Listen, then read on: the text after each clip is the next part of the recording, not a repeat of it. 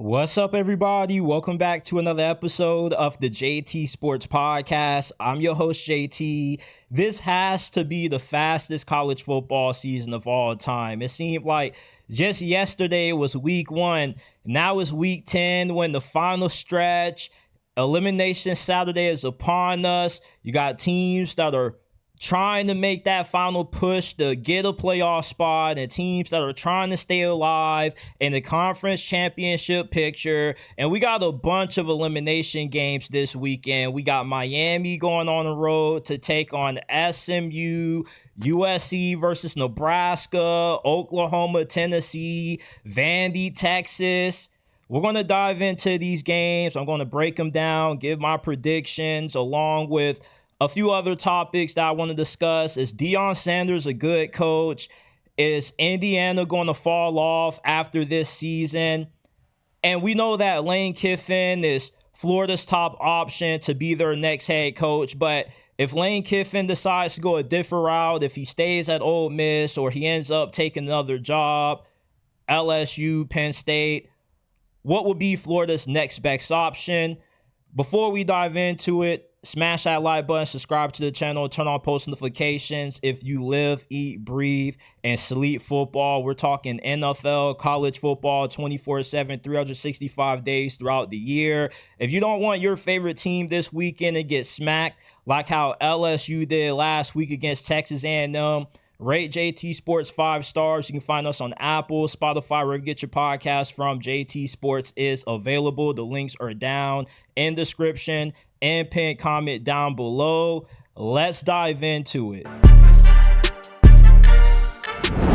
Miami versus SMU. Miami is leaving the state of Florida for the first time in nearly a year, and Vegas is giving them 10.5 over a SMU team that is really well coached. Rhett Lashley was the former offensive coordinator for Miami a few years ago. He was the only good thing about the Manny Diaz era at Miami, and he is an incredible football coach. If FSU was smart, they would make Rhett Lashley their next head coach if they end up firing Mike Norvell at the end of this year. He's a great recruiter. He's an excellent schemer.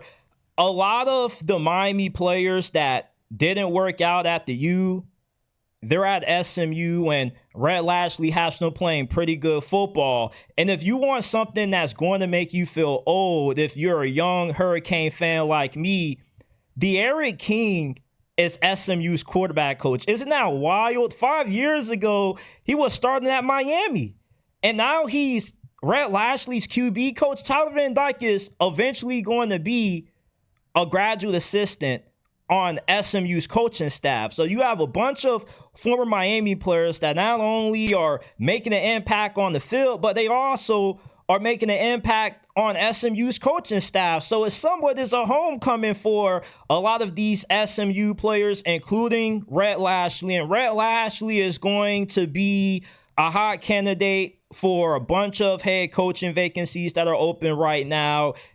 And if he's able to pull off this upset win over Miami, it's going to catapult his stock a lot higher than what it already is. In the short amount of time that he's been coaching at SMU, he's already won a conference championship game. He's been to 2 of them. They lost ACC championship last year to Clemson, and he also had SMU in the playoffs last year. Now, SMU is a long shot of getting into the CFP this year with the devastating loss that they just had last week to Wake Forest, but they still are more than alive in the ACC championship picture, which makes this game the Super Bowl for both SMU and Miami. Miami, they have to win out, and they need a little bit of help to get to the ACC championship, and you're going up against a SMU team that is very volatile. You know, some Saturdays they can play as good as any other team in the nation. And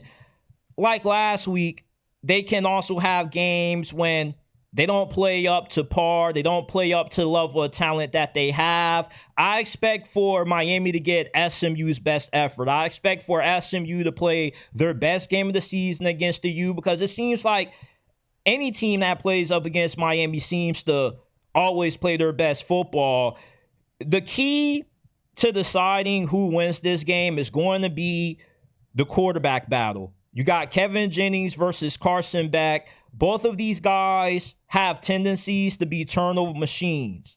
And Carson Beck, especially when he starts the game out hot, he ends up being really good. But when he starts the game out slow and Miami isn't able to lean on a run game and you force him to have to put the ball in the air a lot more than what Shannon Dawson would like, that's when you run into some problems. Same thing with Kevin Jennings. Kevin Jennings' issue, unlike Carson Beck, is he tries to do too much. You know, sometimes he'll hold on to the football a lot longer than what he should. He'll get a bit loosey-goosey with his ball security.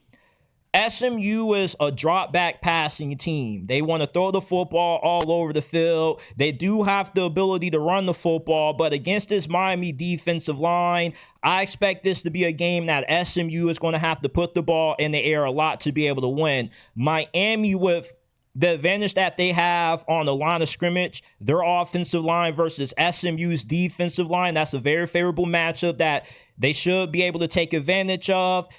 Not only do they have a lot more size than SMU on the line of scrimmage, but they just have a ton of athleticism, which makes this a game that SMU is going to have to win on the perimeter.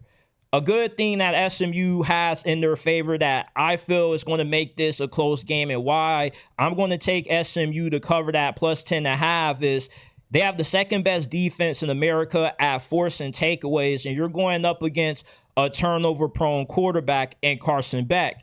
And the thing about Carson Beck is that for as good as what he can be, you know, when he's bad, he's really off. And Miami has been carried by true freshman wide receiver Malachi Toney.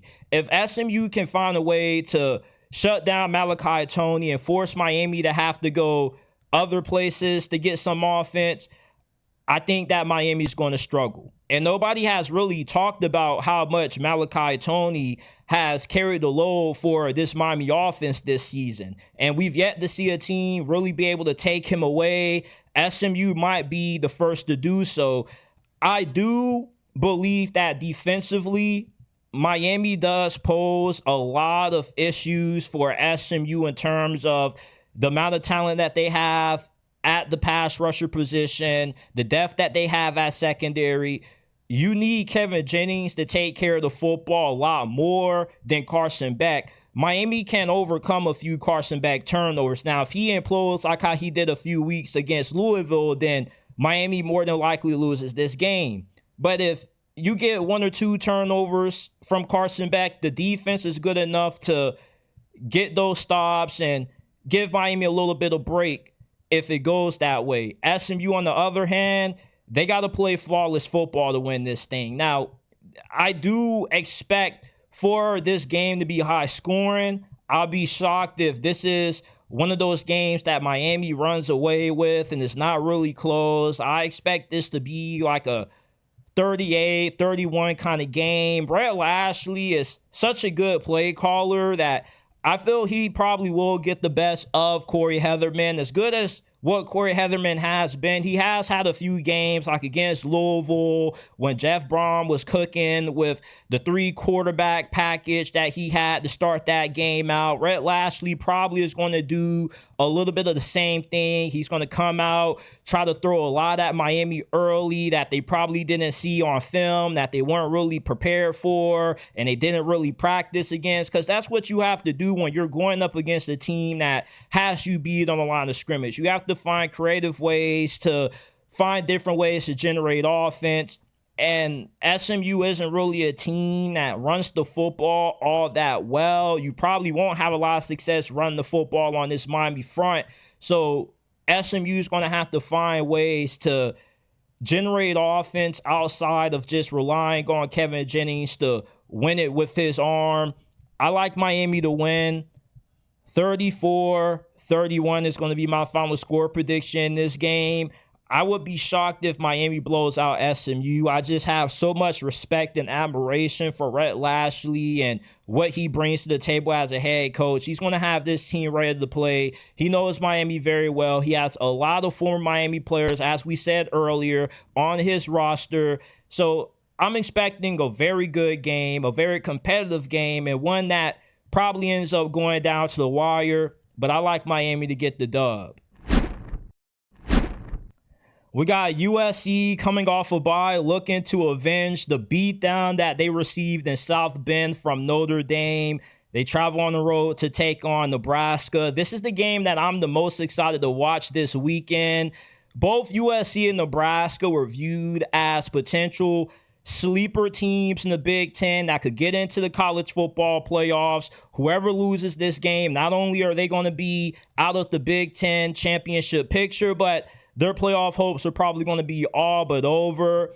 USC, shockingly, is a 6.5-point favorite in this game. And I'm just going to say right out the gate, if you're betting on this game and you're betting the point spread, I like Nebraska to cover that plus 6.5. Regardless of who wins this game, it's going to come down to probably a field goal. I don't think there's a lot of separation between these two teams. This is one of those games where they say styles make fights. And you have two teams that have really interesting, contrasting styles. USC, they're very good throwing the football. Jaden Maiava is quietly the best quarterback in college football that nobody seems to talk about. If the NFL draft was to start today, I would take him number 1 overall. When in doubt, you can't go wrong taking a Lincoln Riley quarterback. You also have an incredible group of receivers to throw the football to. Jacoby Lane, Mekhi Lemon, they've been just as good as anybody in terms of wide receiver duos. Nebraska, they're very good running the football. Emmett Johnson is one of the best running backs in the Big Ten. He's averaging nearly 6 yards per carry. And as we saw the last time USC played, they don't have a run defense, and especially when they go on the road, like when they played Illinois a few weeks ago, Illinois had 171 yards on this USC defense. Against Notre Dame, they gave up 308 rushing yards. So this is a game that Emmett Johnson should go off. He should have over 100. And he's going to be a big problem for USC. If USC isn't able to stop Emmett Johnson, it's going to be a very long afternoon for the Trojans. The good thing is, if USC is able to bottle up this Nebraska run game, then they more than likely win this game. And the only way USC can really stop the run is just by outscoring you.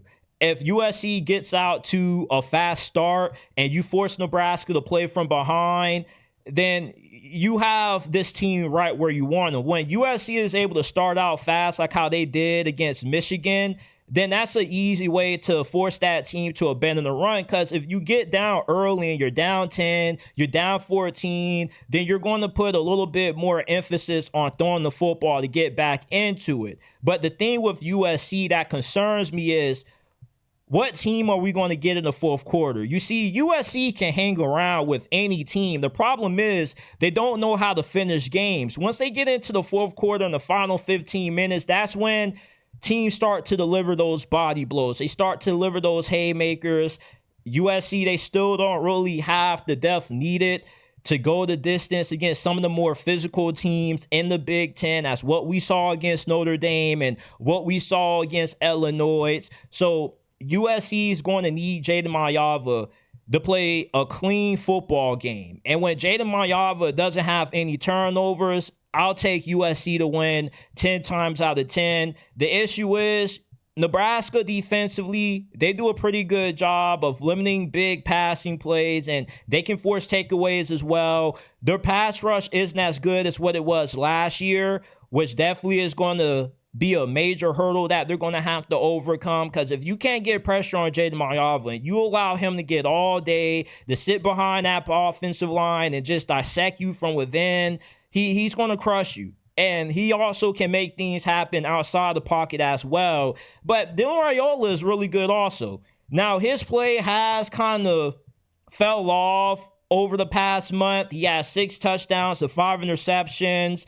I don't really put the 5 interceptions mainly on him. The offensive line hasn't really done him no favors, so sometimes he has to rush throws when receivers aren't ready. You end up getting a few tip passes that end up being intercepted.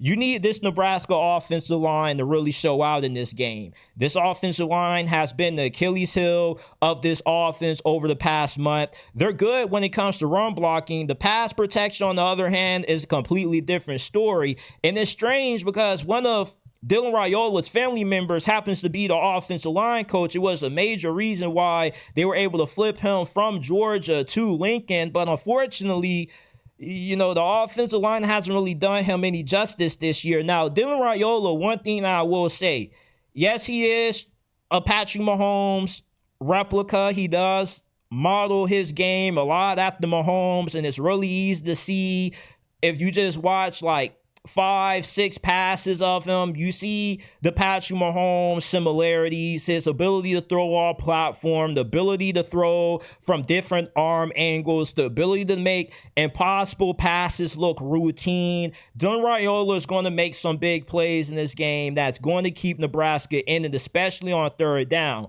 But like USC, if this ends up being a close game in the fourth quarter, the same concerns that you have about USC being able to finish, you can have those similar concerns for Nebraska, because Dylan Raiola, as talented as what he is, he can do a lot of the Mahomes stuff, but he does it a lot recklessly than what Mahomes does. Like last week against Northwestern, there was a play when it was 4th and 1. They call a rollout. Nobody's open, so he's running around trying to make something happen.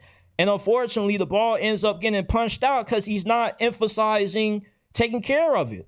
And that's really what the difference in this game is ultimately going to come down to. Who in the fourth quarter is going to be better at maintaining possession of the football? Who's going to be able to take care of this pigskin once we get into the final 5-6 minutes of this game? Because I have concerns about both of these teams' ability to close out these games.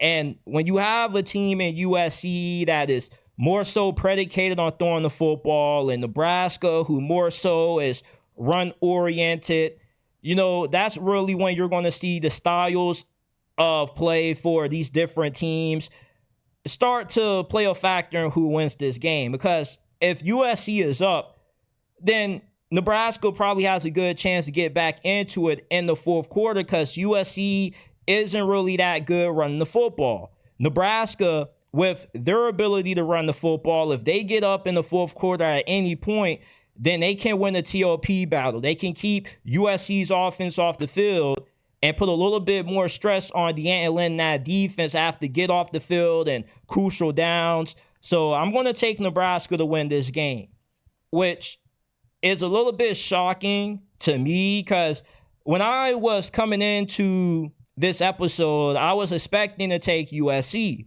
But the more I talk about this matchup and the more you look at it, I really don't trust USC's ability to win on the road this year. The last 2 times they've gone on the road against teams that are able to run the football and are very physical, they've lost them. They lost by 2 to Illinois on the road. They got beat down by Notre Dame on the road. And Jeremiah Love had over 200 yards on the ground. And if Jeremiah Love had a good game against this USC defense, then Emmett Johnson will be able to do the same thing. Now, Emmett Johnson isn't anything close to Jeremiah Love, but he has very good vision, very good acceleration. When he gets the ball, he's north and south. He has very good patience as well. I expect him to have a really big day for Nebraska, and I think that he ultimately is going to be the reason why Nebraska wins this game. My score prediction, I'll take Nebraska. 24-17 will be my final score prediction for this game. I just think that this just is a bad matchup for USC stylistically. I really don't trust their ability to stop the run, and they don't really play that well on the road either. Follow us on all social media platforms. You can find us on Instagram at JT Sports_, on X at JT Sports__. TikTok, you can find us at JT Sports _ as well. So you can stay up to date with everything that's going on with the JT Sports podcast, along with updates and bonus content as well. Go ahead, follow us on Instagram and X. Links are down in the description and pinned comment section below. It's been said that Florida's head coaching search starts and ends with Lane Kiffin. But what if Lane Kiffin decides to stay out of Ole Miss, or he ends up taking one of the other big-time openings at maybe Penn State or LSU? Then what's Florida's next option? Now, I've seen a lot of Eli Drinkwitz thrown out there, which I think will be a horrible fit because Eli Drinkwitz doesn't really have any ties to the Florida area. He doesn't really know anything about recruiting the state of Florida. Now, he definitely could do a good job of learning on the fly, being able to adapt, but ultimately, I think Eli Drinkwitz will be better suited coaching at Penn State, with him already having success recruiting and using the transfer portal at Missouri and a university that kind of is located in the middle of nowhere. He's better suited to have success at Penn State. Now, I think personally, if Florida doesn't land Lane Kiffin, Jedd Fisch is more than likely going to be the guy who they end up giving that phone call to. Jedd Fisch is a Florida alum. He coached under Steve Spurrier as a graduate assistant, and Florida pretty much is his dream job. And Jedd Fisch is one of the more underrated coaches in college football that I think is going to be and more consideration for these big-time head coaching vacancies than what the national media is talking about. I don't see any Penn State, LSU, Florida hot boards with Jedd Fisch on them. And it's really strange to me because you're looking at a guy that runs a hybrid NFL college football program. Not only does he have a background coaching in college football, but he also has a lot of experience coaching at the NFL level. He spent a little bit of time with the Patriots, the Rams, and you can see that with how he goes about his recruiting. It's not all about stars all the time. Sometimes he's looking for guys that have NFL traits that can be developed, and he's done a really good job of that at Washington. With this team losing Kalen DeBoer 2 years ago, being removed from the national championship, for him to still have this team and contention for making it to the Big Ten title game and the playoff hunt is a testament to how good of a coach he is, because Washington was supposed to be in rebuild mode. This was supposed to take at least 3 years to turn this team around. With how much Jedd Fisch had to overhaul that roster, I believe if Lane Kiffin doesn't end up taking the Florida job, Jedd Fisch is going to be the guy. And I believe that Jedd Fisch will have a lot of success as Florida's head coach. Now, it would be a hire that probably gets a bunch of pushback, because unless you really are up to snuff with West Coast football, or you're just a diehard college football fan, Jedd Fisch, seeing the news of him potentially getting hired by Florida probably would make you go, who the hell is this dude? Well, Jedd Fisch turned around Arizona. In 3 years, he took one of the worst programs in the Pac-12 and turned them into a 10-win team, and he's done the same thing pretty much at Washington. And it's unfortunate that he's being brought up in these head coaching openings, because Washington is a really good job, but unfortunately, they've been more of a stepping stool job, a job that coaches get to help catapult them into a bigger job elsewhere at what they presume to be a bigger program. If Washington could find a head coach that actually has some ties to that university, that actually wants to stay there and wants to die there as a head coach, I think they could end up possibly finding somebody who could win them a national championship. And if they can keep Jedd Fisch around, I do think that he does have that kind of potential. Look how well he's recruiting at Washington. He's recruiting the West Coast as good as Dan Lanning, Lincoln Riley, and anybody else in that part of the country.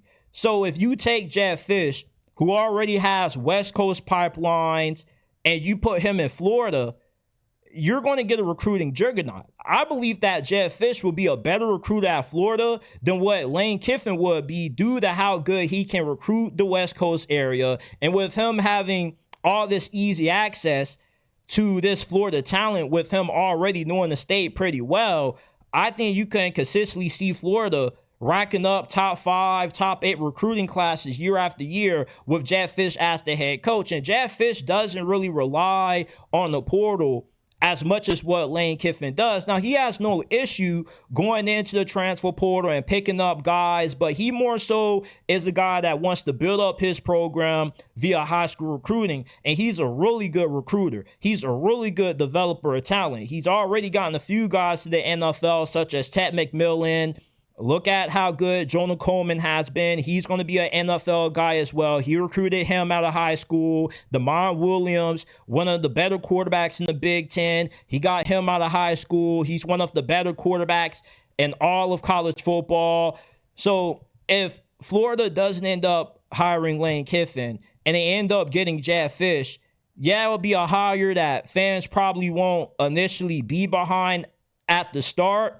But when you actually see Jedd Fisch's body of work with what he's done at Washington, what he's done at Arizona, I think that he would be a much better hire than a guy like an Eli Drinkwitz, a James Franklin, because I don't really believe that Florida has to get a big-name coach in order to win. I think if you can just get an under-the-radar guy that recruits very well, that's a really good X's and O's guy like how Jedd Fisch is, you can win.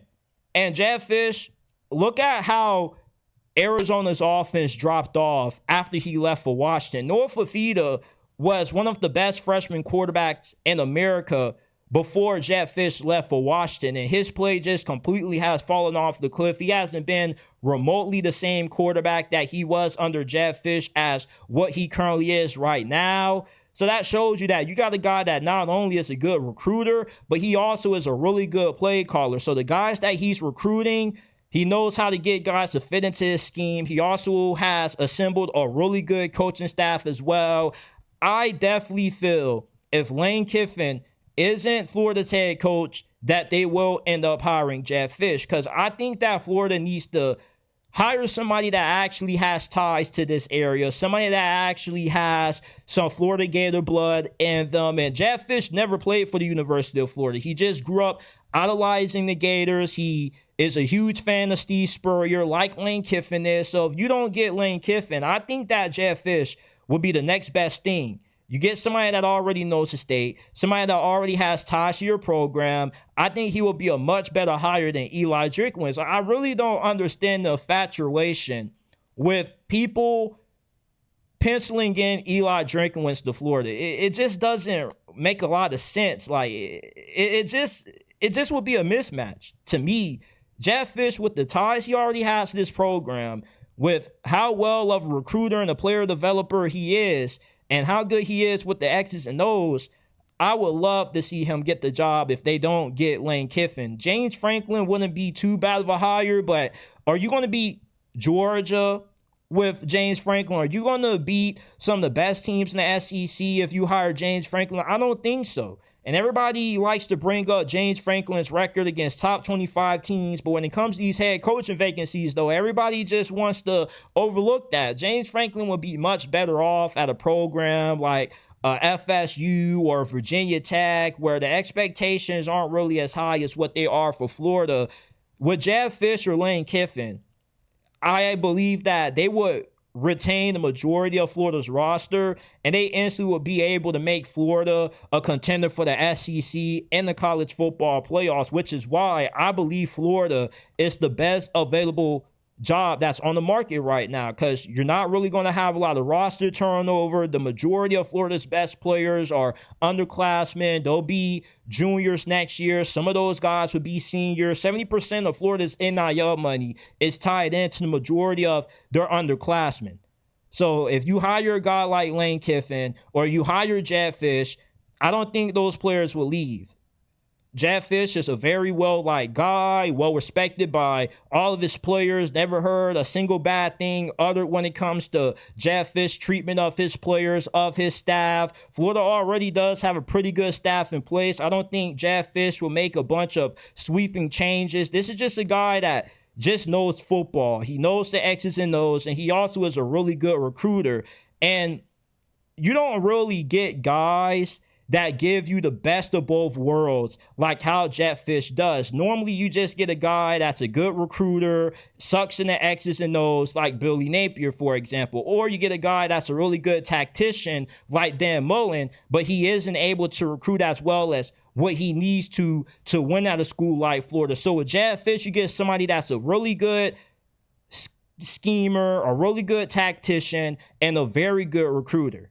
So if Lane Kiffin doesn't take the Florida job, I think that Jetfish more than likely ends up being the guy who they get. Oklahoma versus Tennessee. This is probably the biggest game of the weekend in most people's eyes. Primetime spot, 7:30 p.m. Eastern time kickoff. Tennessee right now is a 3-point favorite. You're going up against an Oklahoma team that they're not looking too hot right now. John Mateer, ever since he's come back from that injury that forced him to miss time, he's been a completely different quarterback, and not in a good way. He's been turning the football over a lot more. His accuracy downfield hasn't been that good. The good thing is, John Mateer and this OU offense, they're going up against a depleted Tennessee secondary. Colton Hood, who is a semifinalist for the Jim Thorpe Award, his status for this game is up in the air. You already have a starting safety that's out as well. So Oklahoma, if there ever was a game for John Mateer, they're really good going, I think this one would be it. With the amount of injuries that Tennessee is dealing with on the defense side of the football, this probably should be one of the best outings that John Mateer has had since he played against Michigan. Now, unfortunately, although Tennessee's secondary is depleted, their defensive line is still very good. And Oklahoma's offensive line hasn't been good on the interior. Their interior, when it comes to their offensive guard play and their center play, has been less to be desired. Now, they got really good offensive tackles. They got actually one of the best true freshman offensive linemen in America. So I'm not really worried about the offensive tackles of Oklahoma being able to hold up. I'm worried about how their guard play is going to be. And they can't really run the football at all. So any production that they get on the ground is more than likely going to have to come from John Mateer. So this basically is a game where Oklahoma is going to have to lean on John Mateer and say, hey, brother, we need you to play like the quarterback that you were before you suffered that injury. And John Mateer has it in him. It's just the consistency hasn't really been there throwing the football, and the play calling hasn't really done him too many favors either, because Ben Arbuckle, Oklahoma's offensive coordinator, he just has a tendency relying too much on trying to get big plays, even though the offensive line doesn't allow enough time for those big plays to develop. And a lot of Oklahoma's explosive plays come off broken plays, misassignments on defense. So if Colton Hood isn't out there with the depleted secondary that Tennessee has, it just is a matchup that Oklahoma offensively should be able to exploit. But the interior of their offensive line is a huge concern. Now, the big matchup is going to be Josh Heupel versus Brent Venables. Now, last week, Brent Venables got cooked by Lane Kiffin. Lane Kiffin was just coaching circles around Brent Venables' defense. And if it wasn't for a few bad sequences of play calling that Lane Kiffin had in the red zone and on 4th and 1, Oklahoma probably blows out OU. Well, Oklahoma probably gets blown out at home by Ole Miss. Josh Heupel's offense, I feel, is a lot more easier to defend since the air raid style concepts that they like to run with the receivers being lined up at the far hashes near the sidelines. I think Brent Venables is going to be very good at being able to give this passing attack a lot of issues. Oklahoma, despite Ole Miss going up and down the field against them, I more so do think that was due to their offense being inept and eventually the defense being on the field for more plays than what they should have been. This go around, I think that Brent Venables' defense is actually going to show up to play, and that's why Tennessee is a 3-point favorite in this game and not a touchdown favorite. Because with how Oklahoma's offense has played, you would feel really confident about Tennessee winning this game by at least a touchdown or more. But OU's defense, as good as what it's been all season long, despite them having no worst showing of the year, they match up very well against Tennessee. Their defensive line is as good as anybody in America. They have a very good secondary. They have the ability to force turnovers, and they also are very good at stopping the run. Now, we talked about Oklahoma's inability to run the football. Tennessee can run the football if they want to, unless you're playing against an Oklahoma front that's been very good at shutting down the run against everybody that they played up against. So Tennessee, if this is a game where they're asking Joey Aguilar to throw it 40, 50 times to win it, I'm more than confident that we see him turn the football over at least 2 times. And with those turnovers, hopefully Oklahoma is able to capitalize off them with good field position, and they can able to turn those mistakes into points, because OU's offense is going to need a few mistakes to go their way in order to win this game when you're playing this game on the road, and you're going to have to be able to find a way to just get easy points on the board for your offense, and that's going to have to come with the defense. And you know what they say, sometimes the best offense is a great defense. Now, if you remember when these two teams played last year, the difference more so was the quarterback play. Nico wasn't that great, but OU's quarterback play was just atrocious. OU's defense kept them in that ball game. Unfortunately, they just couldn't get enough out of Jackson Arnold in order to win it, because the brother had like 3-4 turnovers to start the game. He was turning the football over like he was one of Santa's helpers. You're not going to have that same problem, hopefully, with John Mateer. And with Oklahoma's defense, as good as what it is, I can see them probably giving Tennessee the most struggles offensively than what they've had all season long. Tennessee put 40 on Georgia, but we saw when they played Alabama, though, against a defense that does have a really good secondary, that does have the ability to get after the quarterback, they have some issues. And Oklahoma's defense, in my opinion, is slightly better than Alabama's defense. May not be as talented as Alabama, but in terms of the play calling from Brent Venables being able to elevate those guys, I feel that pushes them a little bit over Alabama. So I like Tennessee to win this game still, only because I just don't trust John Mateer. And the difference in a lot of these games in the SEC is the quarterback play. If you don't have dependable quarterback play, a guy that you can trust late to make big throws, to take care of the football, you're going to lose. And as good as what Oklahoma's defense is, I still can see their offense still being too dependent on the big play. You can't really run the football as well as what Tennessee can. Tennessee still has the ability to be balanced. Even if Oklahoma holds them to under 100 yards rushing, I still think that they'll be able to have a few 5-6 yard runs on first down that can put them in third and manageable situations and allow them to convert. And Brent Venables, we know he's going to send a lot of pressure. And when you send a lot of pressure at this Tennessee offense, you kind of playing a risky game with how explosive they are when they're able to throw the football downfield to Chris Brazil. Like,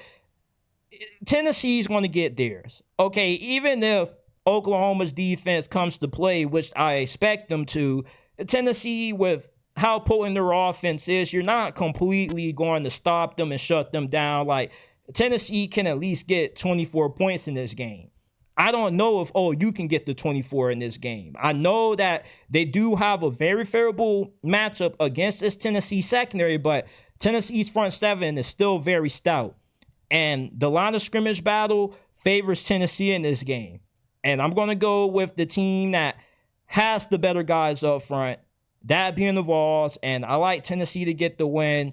27-20 is going to be my final score prediction in this game. I'm taking Tennessee to win outright, and I'm going to take them to cover.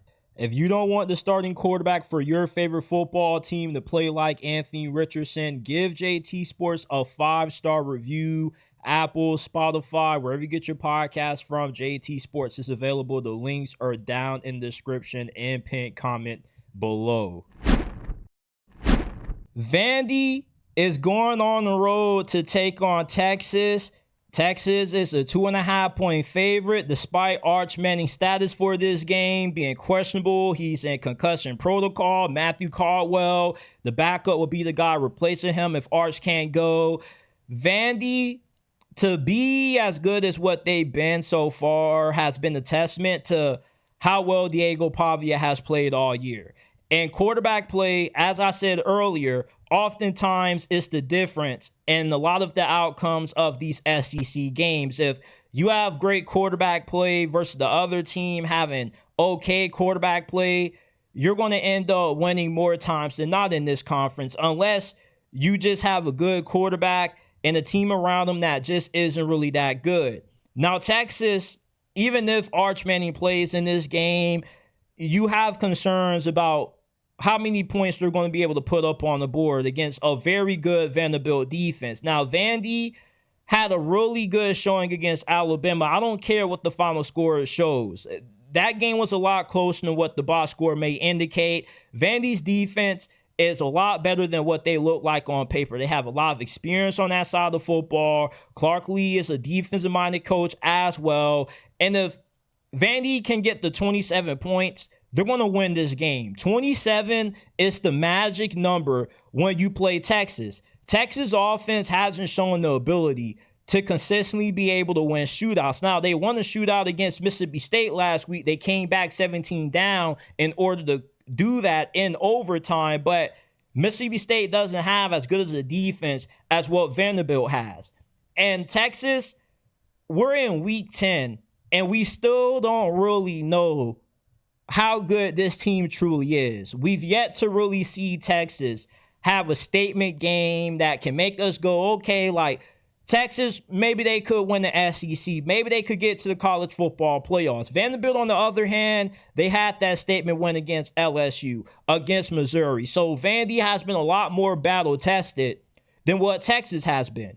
And Texas, this is the start of one of the toughest stretches to end this season, because after you play this game, you got to go on the road and play Kirby Smart in Athens, a place that's really hard to win, and a team that beat you twice last year. So this essentially is as close to a make-or-break game for this season as what you're going to find for Texas right now, because if they lose this game, then you can already write the season being over. Vandy can afford a loss in this game because you can get in as a 2-loss SEC team with the bias that the committee has towards these SEC teams and the amount of rake wins that Vanderbilt already has under the belt. Plus, they end this season playing against Tennessee, who more than likely still will be ranked at that time. So Vandy has a lot more room for error than what Texas does. So for Texas, you have a better roster than Vandy. But are we actually going to see the talent that you have on paper play like the better, more talented team on the field? Because Texas can't run the football. Their offensive line has struggled, and their defense has been up and down. Like, giving 30-something points up against Mississippi State was a huge shock to me. I thought that defense at least could hold offenses to at least 20 points or less. Obviously, they don't have the ability to do that with how inefficient Texas has been on offense.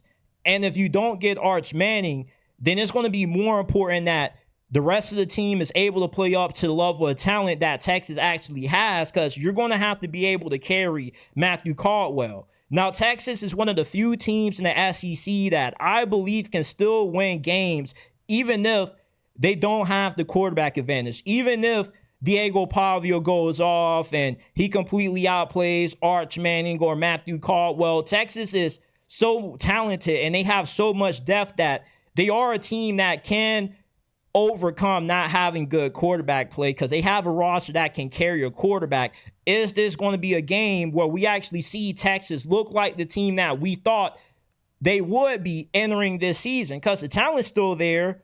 It's just the production hasn't been there. But every given Saturday is the mantra in the SEC. And I feel a lot of people still are overlooking how good Texas is because of the close calls that they've had over the last few weeks, barely edging out some of the worst teams in the SEC. But those games were on the road. You barely beat Kentucky on the road. You barely beat Mississippi State on the road. You have home field advantage in this game. And Vandy, as good as what they've been, the last time we saw them on the road against a very good team, they had some issues against Alabama. You had some costly red zone mistakes from Diego Pavia. And they kind of had one of those games when nothing really was going their way per se. Their defense was more so carrying them throughout that game, and Diego Pavia just wasn't playing that well. If Diego Pavia ends up balling out and Texas team isn't able to elevate whoever they have at quarterback and Vandy gets to 27, Vandy probably wins this game. I'm going to take Texas to win, though. And I don't know how many other people are taking Texas to win this game, but I do believe that Texas will rise to the occasion. Their season's on the line. They're playing with house money. Their back is against the wall. And I do believe that the desperation factor is something that has been a large reason why we've seen a good amount of upsets when you got a team like Vandy that's more higher ranked than the other, going on the road. When you have a team that's in desperation mode like how Texas is right now, you normally tend to get their best game. And I think that we're going to see the best game that Texas has played all season long against Vanderbilt, which is very scary. Because when Texas is playing their best football, you make the argument that they're as good as anybody else in the country. It's just that the talent that they have on this roster just hasn't played up to expectation. But regardless of who they have at quarterback, with the talent advantage that they have, having home field in Austin, I like them to win this game. 21-17 is going to be my score prediction. I think that Vandy will get some points. I do think in the end, Texas will find a way to escape late in the fourth quarter. I will live and die on this hill that Deion Sanders is not a bad coach, but he's not a good coach either. In the 3 seasons that he has been at Colorado, he has shown the ability to be a really good talent evaluator. He's really good at making good additions out of the transfer portal. He's pretty good recruiting as well. We've seen him get blue chip guys like Jordan Seaton, Travis Hunter, Juju Lewis. So Deion Sanders' recruiting ability, his talent evaluation ability isn't really a problem. The issue with Deion is he has too many friends on his coaching staff. And with Deion being more of a CEO style coach, a lot of his success is tied to his assistant coaches. And if you don't have a good coaching staff, you whiff on your coordinator hires, it brings guys like Deion Sanders down. And that's what the root of the issue is for Colorado at the moment. Colorado has a staff full of Deion Sanders friends. And I'm not saying that all of these guys aren't good coaches, but a good amount of these guys are in over their head. Like Pat Shurmur never should have been the offensive coordinator for Colorado this season. He got carried last season due to how good Shedeur and Travis Hunter were, along with the other talented receivers that Colorado had on that side of the football. This year, you've seen the limitations that this offense has because Pat Shurmur is just a piss-poor play caller. Caden Salter was one of the best quarterbacks coming out of the G5. I thought that he was a very good pickup out of the portal for Colorado. Unfortunately, it hasn't worked out because he's in an offense that isn't really predicated around what he does well, which is run the football, RPOs, read option, design QB runs. He's in the same offense that Shedeur was in, and both of these quarterbacks have 2 different styles of play. Shedeur is your prototypical drop-back passer. I'm going to carve you up from within the pocket. Caden Salter, his game is more so predicated off his ability to run and throw outside the pocket, being able to improvise. When things break down, he's able to still make something happen. And Pat Shurmur doesn't have the ability to adjust his play calling with the personnel that he has, which was his downfall when he was the head coach of the Giants and the offensive coordinator for the Denver Broncos. And if you follow Pat Shurmur's career when he was calling plays in the league, you would know that he was never a good play caller. So it's no surprise that Colorado's offense has been as bad as what it's been this year, to the point when they had negative 18 yards of offense at halftime in their blowout loss against Utah. And if Deion Sanders is going to have success at Colorado, he has to get a lot more serious with how he goes about picking guys on his coaching staff, because a lot of his success is tied to his staff. His defensive coordinator is really good. Yes, the defense has regressed a lot, but that's more so due to the offense being really inefficient. When your offense can't really sustain drives and your defense is on the field for more plays than what they should be, and you don't have a lot of depth at a lot of areas on defense, then you're going to get worn down and you're going to give up a lot of points. And with the talent that Deion had, not just on offense, but on defense last year, not being able to retain those guys like Nakai Hill-Green, who left for Alabama, Colton Hill, who did for Tennessee, it also makes it difficult for Deion Sanders to have success at a school like Colorado consistently, because Colorado doesn't have a big NIL budget. They don't have a lot of million-dollar billionaire donors who can just drop 30, 50 million per season on the roster. As a matter of fact, Shedeur and Travis Hunter, they took NIL money out of their own pockets to pay for a good amount of the players that were on last year's team. So that means that Deion Sanders has to make sure that every season from this point out, he has one of the best coaching staffs in the Big 12, because you can overcome not having as talented as a roster, not as expensive as a roster as a school like, let's say, Texas Tech, who poured $28 million into this team this year, which is the second most expensive roster in college football. If you have a good coaching staff, as long as you have a roster that isn't too far off, you can punch up like we've seen Curt Cignetti do at Indiana. Indiana beat Oregon despite not being a more talented team than them because of how good of a head coach and how good of a coaching staff Curt Cignetti was able to assemble. But it's not all about the staff. It's also about being able to get quarterback right. And even though I put more so of the blame on Pat Shurmur than what I do for Kaidon Salter for why the offense has been what it's been, you know, Kaidon Salter just isn't really that good throwing the football. With Juju Lewis next year, if Deion Sanders does the right thing and does what we all know he should do and move on from Pat Shurmur, he brings in a better offensive coordinator, then I think that you will see Colorado have much more success. CEO coaches got to have two things to win: a good staff and good quarterback play. And if you miss on one of those two, or you miss on just both of them, you're going to have a hard time winning a lot of games. And Deion has shown the ability to recruit well and assemble good talent out of the transfer portal. I don't really think talent necessarily is the issue for why Colorado's third season under Coach Prime has been as bad as what it's been, because the majority of their games have been decided by one possession. Yeah, they've had a few ugly losses, like against Utah, but Utah has been one of the best well-ran programs in America for over a decade. Kyle Whittingham is one of the longest tenured coaches in college football for a reason.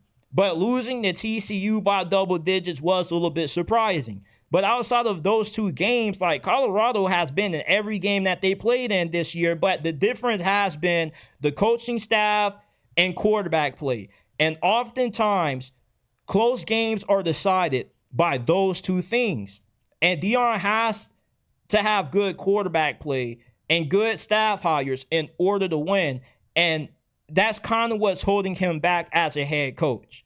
And next year is really going to be the make or break season that really tells us if Deion is ever going to be able to have a lot of big time success, like how a lot of us thought he would have when he first took this job. Because I also think what we underestimated is Deion Sanders' star power being able to lure recruits. Just because you're a Hall of Famer and you're one of the best ever doesn't necessarily mean that recruits are going to flock to you. If you don't have the money, guys don't care who you are. You could be Kirby Smart, Nick Saban, but if you're not dishing out the figures that they're looking for, they're not going to take a discount to play for you. Now, certain guys like Jordan Seaton, Travis Hunter, who really love Deion Sanders, who have a lot of admiration for him, those are the guys that are going to be the blue chip guys that are going to be willing to play for Deion on a discount. But there's not a lot of Jordan Seatons around. Jordan Seaton turned down 6-figure NIL offers at big-time universities. Like Maryland, for example, was making a big push to sign and flip Jordan Seaton at National Signing Day a few years ago. But Jordan Seaton ultimately stayed committed to Deion Sanders, and he's committed to not just turning around Colorado, but he wants to be coached up by one of the greatest ever. I think that it's unrealistic to expect a lot of these recruits to have the same mentality that guys like Travis Hunter and Jordan Seaton have, because you can't really get mad at these recruits for following the money, because a lot of the time it's the parents who are behind those decisions, because this is life-changing money. Are you going to turn down 6 figures to play for Deion Sanders when you can get this life-changing money right now? We live in an instant gratification society. Yes, playing for Deion Sanders may give you a better chance at getting that generational contract at the next level in the NFL, but a lot of people are short-sighted. A lot of people don't have the ability to see past anything that's not in the moment. So when it comes to recruiting and when it comes to the geographic location that Deion Sanders is at right now, it's not the easiest for Colorado to always put together a team as good as what you saw in 2024. But as long as the coaching staff is good and you get the quarterback situation right, you can overcome not having as talented as a team as other teams in your conference. And Deion has to get that right. And until Deion is willing to hire a staff that does include a bunch of his buddies from the league and also a bunch of NFL guys, because there's also a misconception that if you hire a bunch of NFL coaches, they're going to dominate college football because they're perceived to have so much better understanding of the game than a bunch of these college coaches. There's a bunch of college coaches that probably will coach circles around Pat Shurmur. You know, like if you take TCU's offensive coordinator and you put him on Colorado in replace of Pat Shurmur, this probably is a way better offense. Hell, Sean Lewis, who was Deion Sanders' first offensive coordinator, is having a lot of success at San Diego State. He would be much better than Pat Shurmur.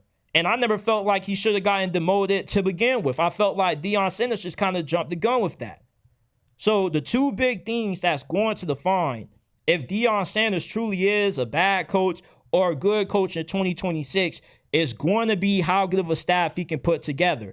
And if Deion is truly serious about winning at Colorado, you can't be assembling the staff full of friends and family. You're going to have to hire some guys that you don't really know too much about from the college level and the NFL level as well. And that's what it's going to take in order for Deion to truly be able to have sustainable success, to have a program that can consistently compete for the Big 12 championship year in and year out. But I don't think that Deion is a bad coach. He can recruit very well. He's a very good motivator. I don't think the team is ever going to quit on Deion Sanders. I do think that these players play hard for Deion, which is very rare because the majority of Colorado's team is built through the transfer portal.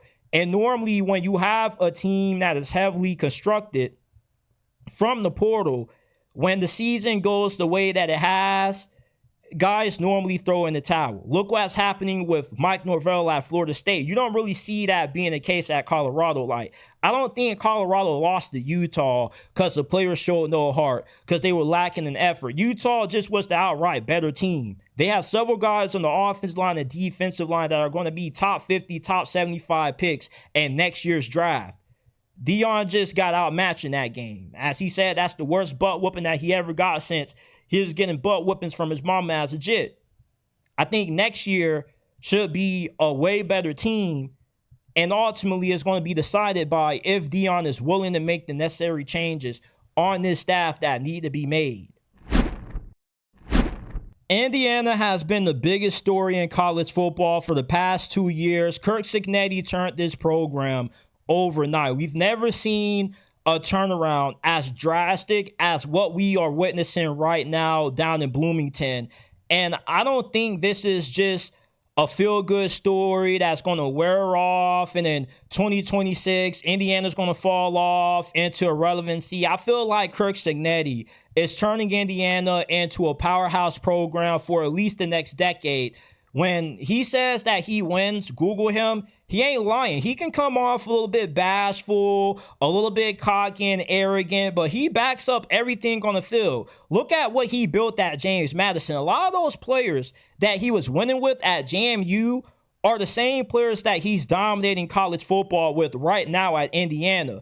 And normally, you don't take a team that mostly is comprised of G5 level players and still dominate with them, and arguably the toughest conference in college football, if you aren't an elite talent evaluator and an elite head coach. I view Curt Cignetti in the same way I view Kalen DeBoer. These are guys that have the ability to win with anybody as long as you give them decent amount of resources to do so. Look what Kalen DeBoer did in 2 years at Washington. Before Kalen DeBoer took that Washington job, that program was about to completely be burned to the ground by Jimmy Lake. And Kalen DeBoer came and saved it and had them playing for the national championship in only his second season as a head coach. He did way more with less. That Washington team that made it to the national championship was one of the most least talented teams to ever make it to a national title game based off recruiting rankings. The teams that normally are in those kinds of games are the ones that have top 10, top 15 rosters from a talent standpoint. And Washington had the 34th rated roster in America that season. They went to the national championship. But since Washington is a program that can give you good enough resources that if you are a good coach, you can punch up with your weight class.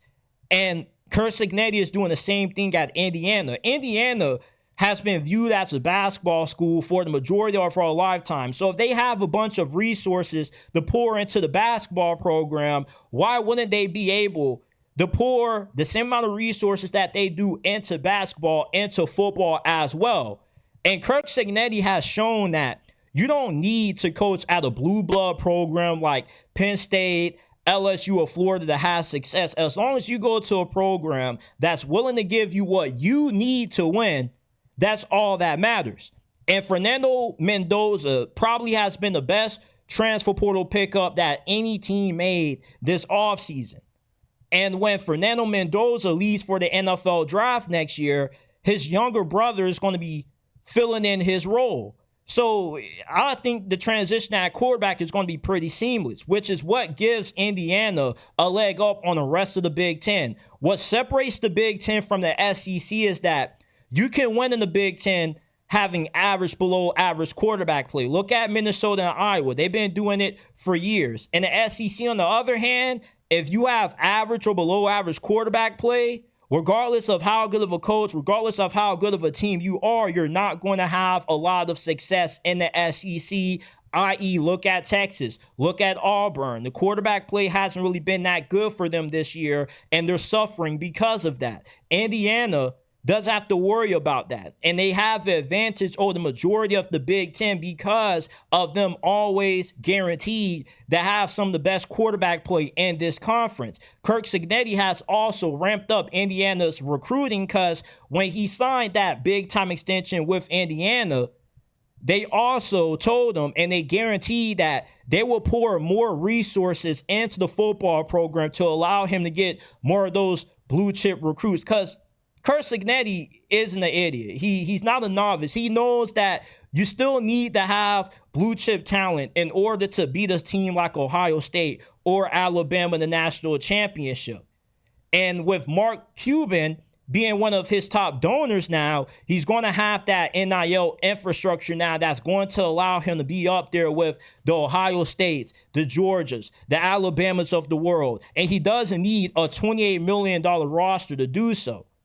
If you just give Curt Cignetti $18, $19, $20 million to assemble a team, he can win with that. Because with how good of a coach he is, he can maximize what he's given. But if you give him the same resources that Ohio State and Texas and Georgia have, then you can be looking at somebody who could end up having one of the most dominant programs in college football for well over this next decade.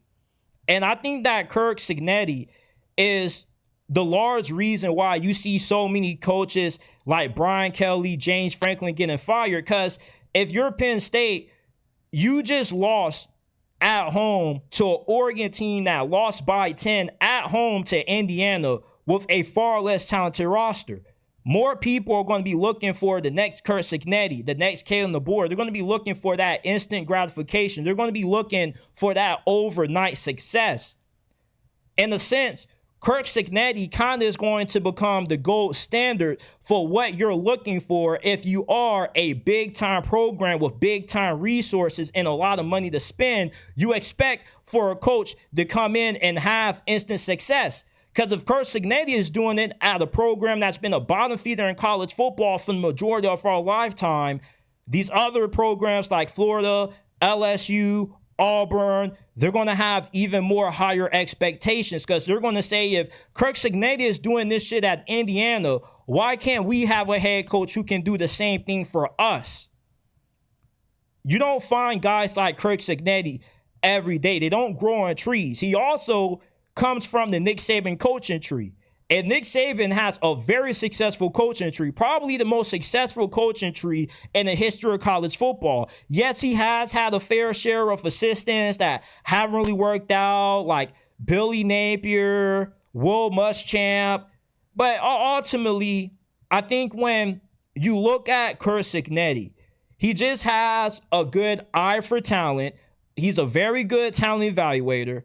And he also has assembled one of the best staffs in America. And the majority of his coordinators are probably going to get hired elsewhere because when you're having success at Indiana, other schools like, hey, give us one of those dudes, man. They cooking at Indiana with less. Imagine what they can do with more. And that's the thing. When you have a head coach like Curt Cignetti that's doing more with less at Indiana, that's sustainable.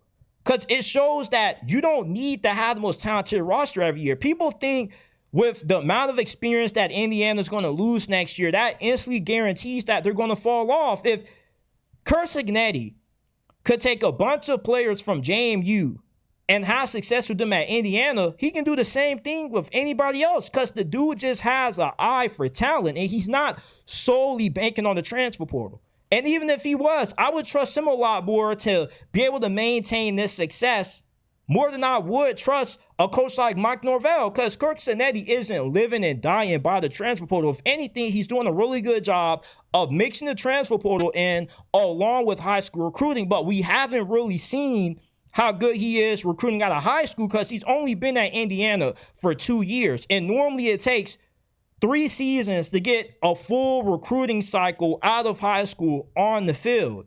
So for all we know, the recruiting classes that Indiana has brought in last year and this year could be even better and have better teams than what Curt Cignetti currently has right now. I think that the floor for Indiana football is incredibly high as long as Curt Cignetti remains in Bloomington, which they gave this dude $93 million fully guaranteed to stay. So they got the money to keep him. And they also got the money to pour into NIL to get these blue chip recruits out of high school. And guys want to win. And guys actually are going to be really turned on the Curt Cignetti's coaching style. They like a guy that's going to talk shit. They like a guy who isn't afraid to pop it every once in a while because that's relatable. And Curt Cignetti, although he's one of the older coaches in college football, he relates well to younger players. And no matter what, even if he was a scumbag like Urban Meyer. Urban Meyer is one of the biggest POSs in the history of college football. But guys want to play for him because if you win, guys want to play for that. If you're getting guys to the NFL, guys want to be developed. So Curt Cignetti, I think that the success that he's having at Indiana is more than sustainable. Now, is Indiana going to routinely win 11, 12 games every season? Probably not. Because just with how college football is, with the amount of parity that we have more than ever taking place within this sport, you're going to have a down season or two where maybe you go 8-4, 9-3. It can happen to anybody. It happened at Alabama. It can happen to Georgia. It could very well happen to Texas. So everybody is going to have a down season or two. But the main thing is, if you're a coach for 8 years at a program, Are you going to have more 10-win seasons than you are to have 9-win seasons or less? I think that's going to be the case for Curt Cignetti.